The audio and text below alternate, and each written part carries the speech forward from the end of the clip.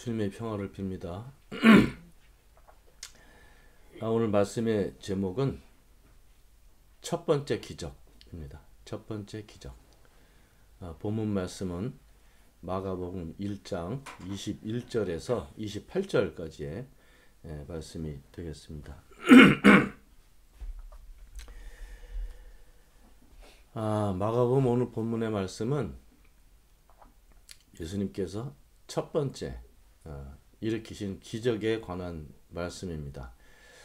이전에는 예수님께서 광야에서 시험도 받으시고 또 제자들을 택하시는 그런 내용들이 기록되어 있고 21절부터는 가버나움에 있는 회당, 시나고게 회당에서 일어났던 일을 기록하고 있습니다.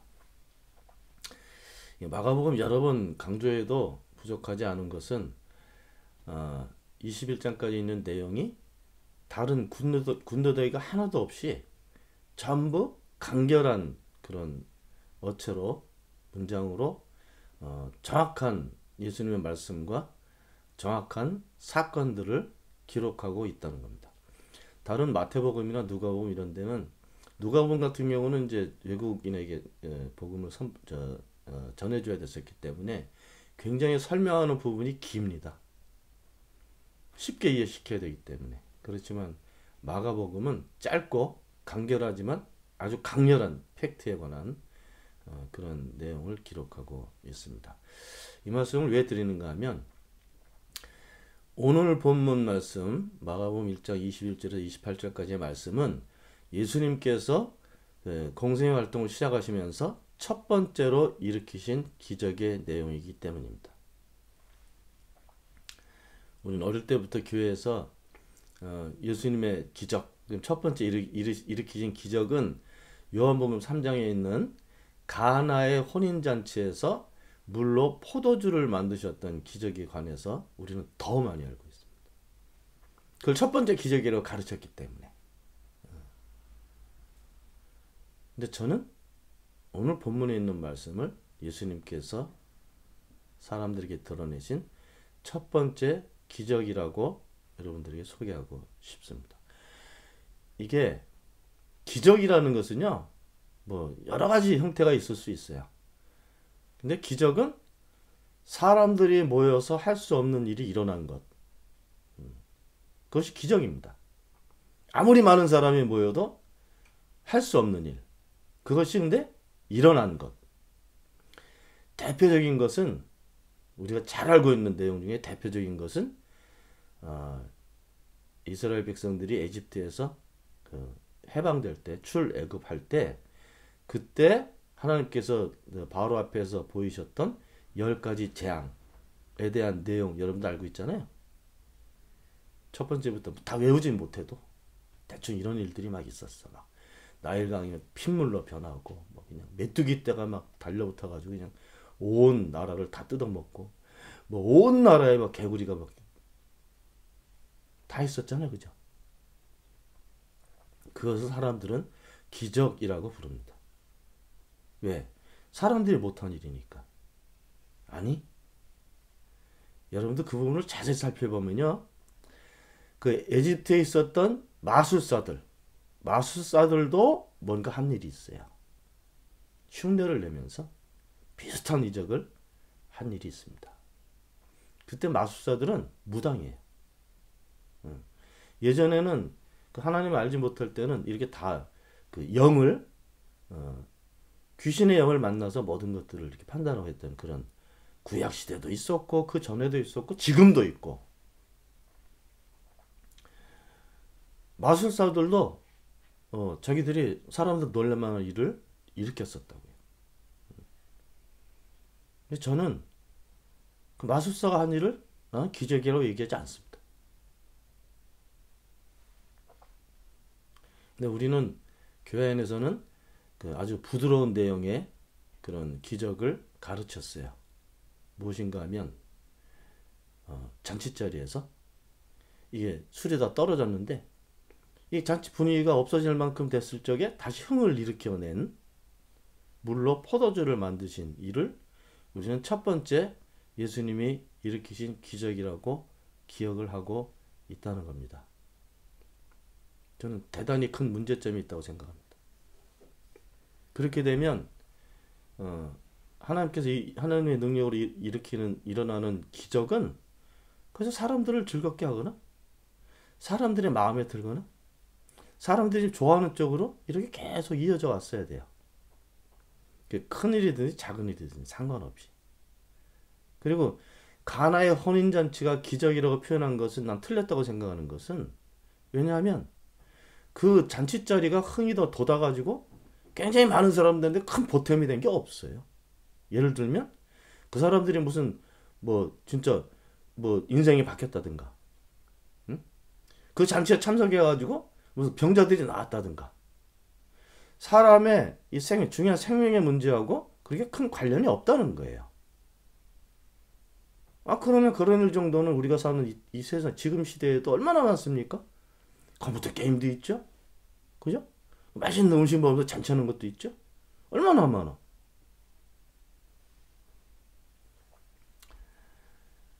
예수님께서 일으키신 첫 번째 기적은 오늘 마가복음에 기록된 내용입니다. 내용은 이런 거예요. 예수님께서 첫 번째로 제자들을 데리고 가버나움으로 가셨습니다. 예수님께서 활동하셨던 본 지역은 가버나움이에요. 갈릴리 호수에서 북쪽에 있는 헬몬산에서 내려오는 거대한 강줄기가 시작되는 그 부분에 가버나움이라는 동네가 있습니다. 그 가버나움이라는 동네에서 예수님께서 활동을 하셨어요. 제자들과 함께. 그리고 전설에 의하면 베드로의 장모가 제공한 집에서 예수님과 제자들이 같이 살았습니다. 지금 가보면 그런 터도 있어. 그리고 실제로 그때 예수님께서 활동하셨던 그 회당, 시나고기의 건물도 있어요. 예수님께 들어가셔서 오늘 본문을 보면 본문을 몇 부분을 꼼꼼히 봐야 될 부분이 있어요.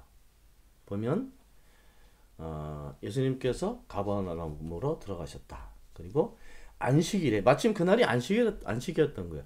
유대인들은 안식일에 회당에 모이지, 그죠? 우리는 주일날 예배드리기 위해서 예배당에 모이는 것처럼 모였는데, 거기에서 예수님께서 가르치셨다, 이렇게 표현되어 있어요. 왜? 예수님께서는 가르칠 수 있는 자격을 가지고 있었던 분이기 때문에, 랍비였기 때문에 거기서 가르치셨어요. 사람들이 깜짝 놀랐어요. 달랐던 거야. 지금까지 그 회당장이나 누가 자기들한테 토라를 설명하는 내용하고 자기들이 지금 듣고 있는 내용하고 전혀 달랐던 거예요. 복선이 들어왔죠? 복선. 예수님께서는 그 당시 그 회당에 앉아있던 모든 사람들하고 생각과 행동과 바라보는 시각과 목적이 달랐던 겁니다. 이상한 말 한다? 그런데 맞는 것 같아. 이 정도면 쉽게 여러분들이 이해를 하실 수 있을 거예요. 저 사람 누구지? 야, 특이하다. 근데 맞는 것 같아. 그 당시에 수많은 사람들이 와서 그 회당에서 민중들을 가르쳤는데, 그런 율법학자들은 신학자 아니에요? 지금식으로 하면 율법학자들이 가르치는 내용보다 예수님께서 말씀하시는 내용이 더 권위가 있었다. 권위가 뭐예요? 한문 이해를 못하면 이거 절대 이해 못해, 이 말씀을. 뭔가 힘이 있었다. 뭔가 내용이 꽉 차 있었다는 거야. 성서에서 한문들 다 빼야 돼. 안 그러면 우리 애들이나 20, 30대 사람들은 전혀 성서 내용을 이용 못할 거예요. 특이한데 강렬하고 설득력이 있고 힘이 있고 내용이 꽉 차 있는 거야. 그 사람들이 놀란 거예요. 한 번도 들어보지 못한 말씀을 하신다, 이분이. 거기까지가 서론입니다. 그리고 또 하나 사건이 일어나는데, 그것이 뭔가 하면 회당 안에 악한 귀신 들린 사람이 있었다. 여러분들 이해됩니까? 회당 안에 악한 귀신 들린 사람이 있었어. 회당이 어디예요? 하나님의 말씀이 선포되고 하나님의 말씀이 가르쳐지고 그 말씀을 배우는 장소입니다. 일반 가정집하고 달라요. 지금식으로 얘기하면 교회. 그러면 이 말씀을 그 회당 안에 거기에서 교회 안에 이렇게 바꿔보세요. 어떻게 되는가? 교회 안에 악한 귀신 들린 사람이 있었다. 교회는 어디에? 하나님의 말씀이 선포되는 것, 성령이 역사하시는 것, 그리고 하나님의 능력과 말씀과 계획을 가르치고 듣고 알려주고 듣고 배우고 하는 장소예요. 보수주의자들 생각할 때는 거기는 신령한 곳이고 거룩한 곳입니다. 교회는. 그런데 교회 안에 악한 귀신이 들린 사람이 있었다.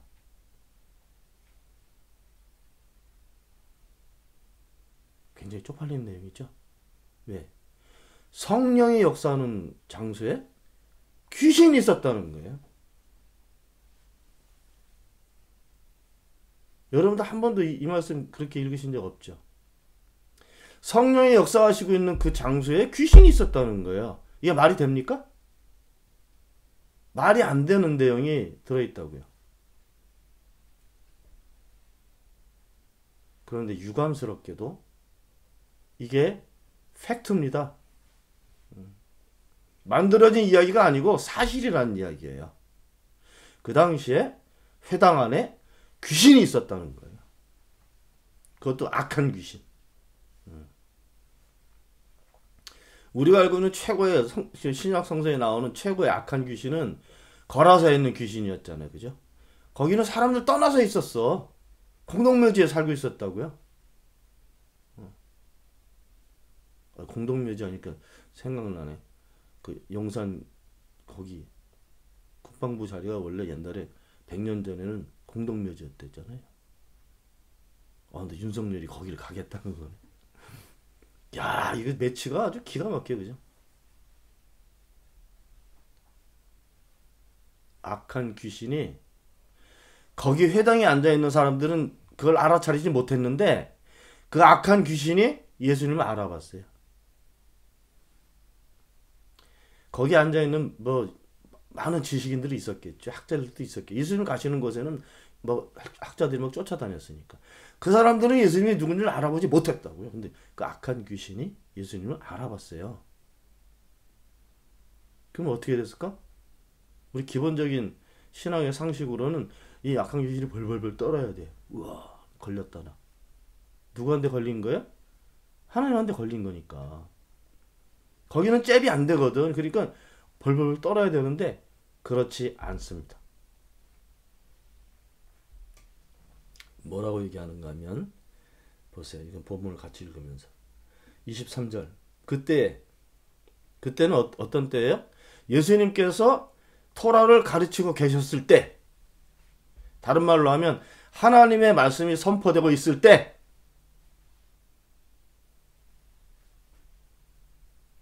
회당에 악한 귀신 들린 사람이 하나 있었다. 그가 큰 소리로 이렇게 말했다. 24절. 나사렛 사람 예수님, 왜 우리를 간섭하려 하십니까?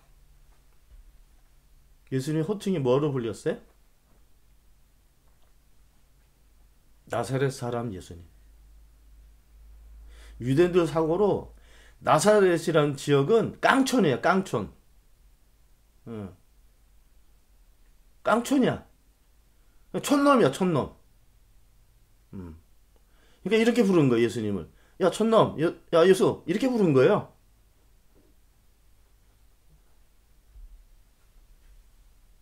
첫 번째 얕잡아 본 거고요. 두 번째 이 악한 귀신이 예수님을 얕잡아 본 내용이 두 번째로 나오는데, 왜 우리를 없애려고 오셨습니까? 왜 간섭하려 하십니까? 이거 다 알고 있어. 하나님께서 뭘 하시는지, 예수님을 통해서 뭘 할지를 악한 귀신만 알고 있어. 그 회당 안에서. 우리의 계획을 왜 깨려고 그러냐? 왜 우리를 없애려고 그래? 왜 왔어? 이런 내용이에요. 그리고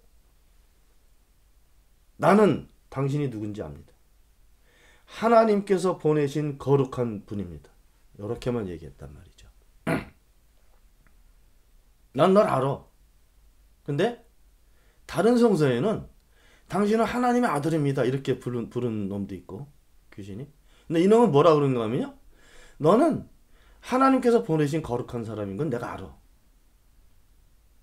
그러면 이 약한 귀신의 표현을 보면요. 모세도 거룩한 사람이고, 그 예언자들, 그죠? 그리고 다 거룩한 사람들이야. 하나님께서 보내신. 그러니까 예수님이란 존재를 이게 아주 얄팍하게 비아냥거리면서 조롱하는 거예요.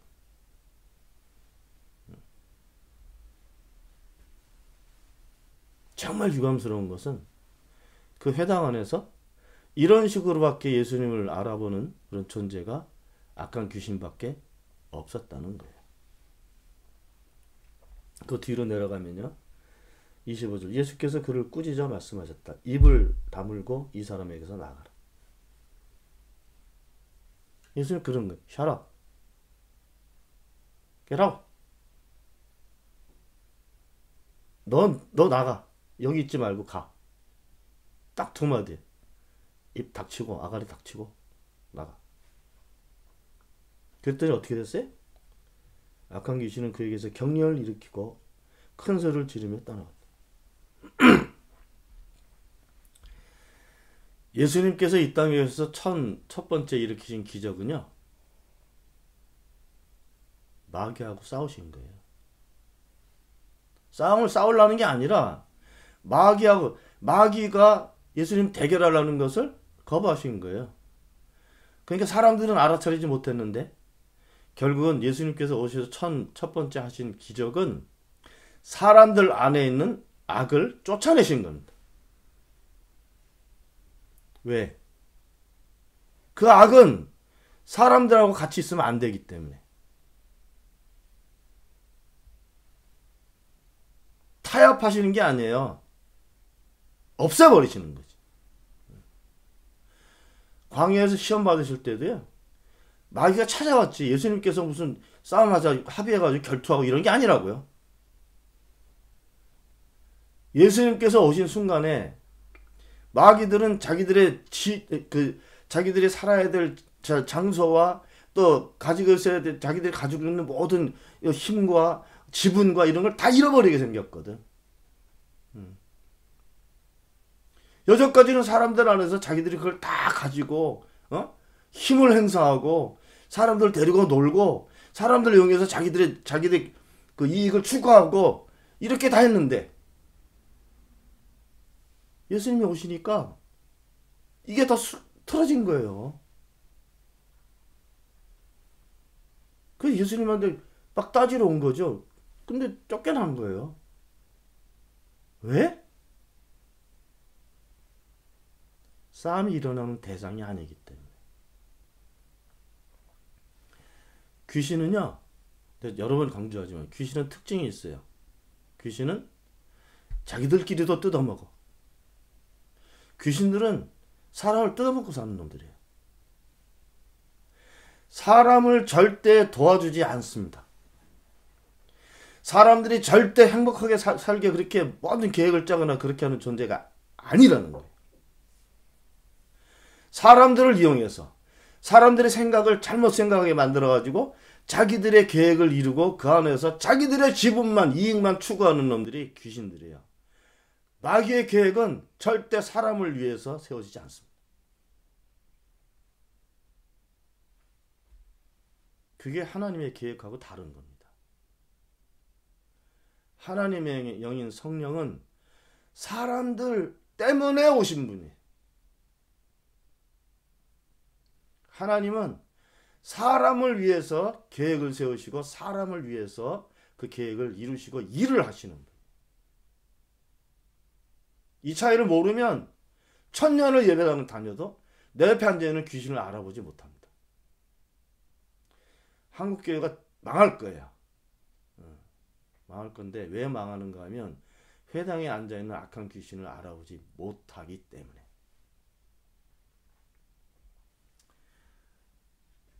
저희 한국 대통령 선거 끝나고 지금 20일째인데 화가 나서 견딜 수가 없어요. 매일 밤.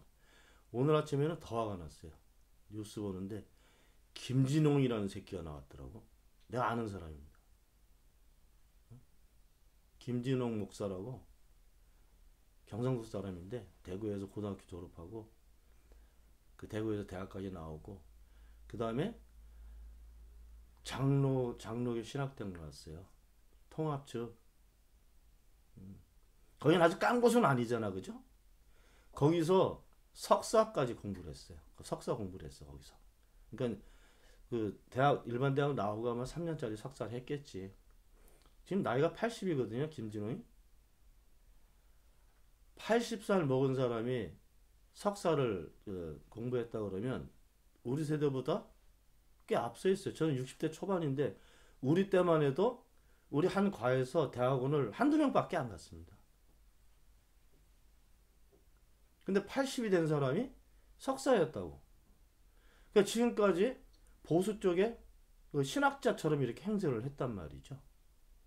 근데 그 사람이 1971년에 그때 청계천엔 아주 그냥 거지들이 살았었어요. 그 청계천 이렇게 덮기 전에 거기 판자촌이고 아주 거지들이 살았어요. 빈민들. 거기 들어가서 빈민 선교를 했던 사람입니다. 빈민 선교를 했어요. 통합 측이 그런 걸 했어요. 그냥 상업 선교도 했고 빈민 선교도 했고 산업 선교회 때 거기에 이제 김문수라는 놈 있잖아요. 거의 그 일 했어요. 근데 나중에 이렇게 완전히 극보수로 돌았지. 김진욱 똑같아. 거기서 빈민 선교하다가 거기서 빈민들을 데리고 경기도 쪽으로 나가서 할빈 교회를 세웁니다. 할빈. 그러니까 무슨 말인가 하면 이 빈민들의 삶을 이렇게 세우자. 그때 저희가 이제 한신대 다닐 때는 한신대 와서 강연도 했어요. 그러니까 노동자들과 빈민을 위해서 자기 삶을 던졌던 사람이에요. 그러니까 우리 한신대 와서 강의도 했지. 그 다음에 바뀌기 시작합니다. 교회를 만들고 교회가 커지고 갑자기 뉴 라이트 운동을 하기 시작하고 정부에 밀착해가지고 극우의 대변이 되는 목사가 됐어요. 이렇게 얘기했어요 어저께. 윤석열이 청와대 들어가면 안 된다는 거야. 왜? 북한이 청와대 도면을 가지고 있대. 그 청와대에는 간첩들이 다 있대. 그러니까 거기 윤석열이 들어가면 안 된다는, 망한다는 거예요. 와, 목사가. 여기 오늘 본문에 회당에 앉아있던 율법학자들, 신학자들은 똑같은 케이스예요. 이게 똥인지 된장인지 구분을 못하는 거예요. 한때는 민중을 위해 산다고 이렇게 했던 사람이 갑자기 이게 뭔지 몰라. 이명박 멘토였어요. 왜? 이명박이 장로였잖아. 통합집회. 아주 친한 사이예요. 지금 이게 큰 이슈가 됐는데 여러분들 이해를 못할까봐 설명을 좀 해드릴게요. 윤석열이 무당입니다. 그 부인도 무당이고. 그리고 윤석열이 그 대통령 선거할 때 선거 대책위원회를 꾸렸는데 그 대책위원회에 무당들이 있었어요. 여러분들 이름도 알려줬잖아요. 건진법사. 무슨 뭐 수염 이렇게 길른 이상한 도사 같은. 거기서 대책위원회를 꾸렸어. 근데 그게 이제 신문에 보도가 되니까 이 무당들 조직이 그 옆에 사무실로 옮겼어. 대책위원회가 두 개였던 거예요. 하나는 김건희가 하고 하나는 여기 검사들이. 한 명 빼고 전부 검사잖아. 주호영이라는 판사 출신 하나 빼고는 그 선거대책위원회, 인수위원회 지금도 전부 다 검사예요. 윤석열이 검사 출신이잖아요. 그 법사들이 윤석열 고시 떨어질 때도 포기하려고 할 때도 그렇게 얘기했대. 너 3년만 버티면 된다. 3년 버텼더니 검사가 됐다는 거야. 어. 또 얘기했다는 거지. 너 왕 될 거야. 이걸 철떡같이 믿고 이제 시작을 했잖아요. 그러니까 뭔 얘기 다 해도 아니야 돼. 됐어. 와 신기하지? 기적이 일어났지 그죠? 난 이런 기적은 안 믿는다니까요. 귀신의 말을 따고 따고 살면 듣고 따라 살면 망하게 돼 있어요. 음. 이번 선거 때 화가 났던 이유는 뭐 우크라이나 전쟁 문제도 있지만 우리나라 선거인단이 4,500만인가 이렇게 있어요. 선거할 수 있는 사람, 그 선거권 가지고 있는 사람이 통계를 보니까 우리 그 4,000명이라 합시다. 4천만 명. 거기에서 우리 개신교가 17%, 불교가 12%, 캐톨릭이 8%. 그럼 다 합치면 몇 프로에 37%. 그죠? 종교계에 이렇게 속해 있는 선거권을 가지고 있는 사람들이 37% 전체 선거 할 수 있는 수에 그럼 나머지 몇 프로에 63%. 그죠? 그럼 뭐예요? 종교가 없어요. 무속. 근데 불교에서 그 12%도 다 무속으로 결탁이 돼 있어요. 그러면 진짜 20 몇 프로 가지고 선거 20 몇 프로 대 그죠? 70 몇 프로가 붙은 거야 이번에. 근데 이재명 후보가 47점 몇 프로 먹었잖아요. 그럼 10 몇 프로를 그쪽에서 가져온 거야. 어찌 보면 이긴 거예요. 근데 문제는 뭔가 하면요. 이 무당은 귀신을 섬기는 사람들이거든요. 귀신을 섬기는 사람들이 이게 완전히 커밍아웃이 된 거야. 어. 당당해. 그러니까 뒤에 있는 사람들이 윤석열이 뭐 이게 뭐 바보든 뭐든 상관없는 거야 이게. 야 우리를 대변할 수 있는 사람이 나타났다. 응?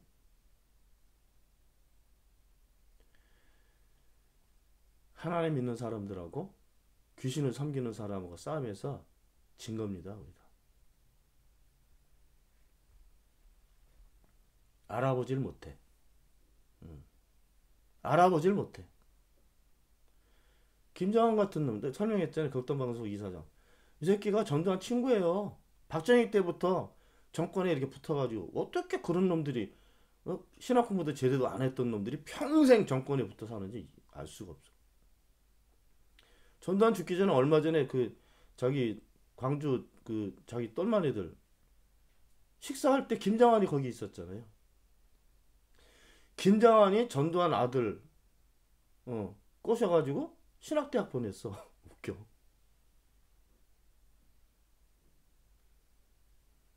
조영기 죽었을 때 거기 이제 다 모여 있었다고 그랬잖아요. 김정한, 그 다음에 왕성께, 길자연, 사랑의께 오정현, 아직 한국에 내노란 그 대교의 목사들은 다 왔잖아요. 그놈들이 다 윤석열 머리에다가 손대고 기도했잖아요. 이게 현실입니다. 한국 교회를 대표하는 평생 목사로 살았던 사람들이 무당 머리에다 손대고 기도한 거예요. 안수 기도를 한 거죠.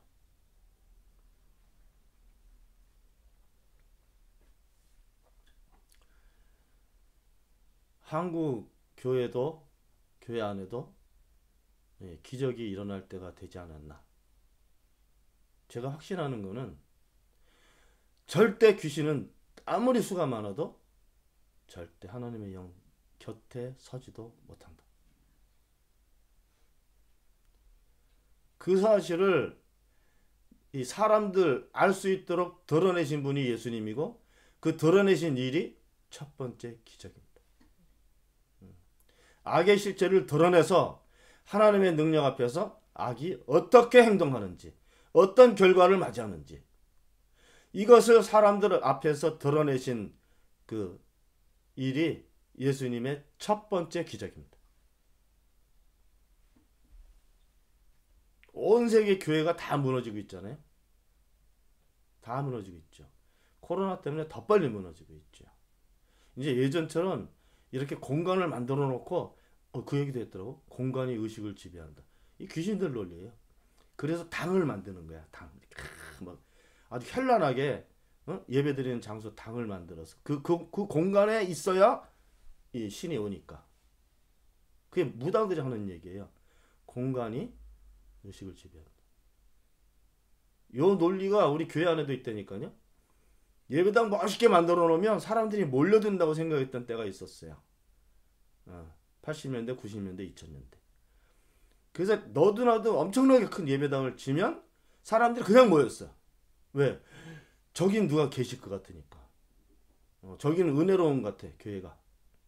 사람들이 많이 모이면 은혜가 많이 내릴 것 같으니 착각을 가지고 20, 30년을 살았단 말이지, 한국교회가. 공간이 내 신앙을 지배하는 것처럼 그런 논리와 이상한 생각을 가지고 살았던 겁니다.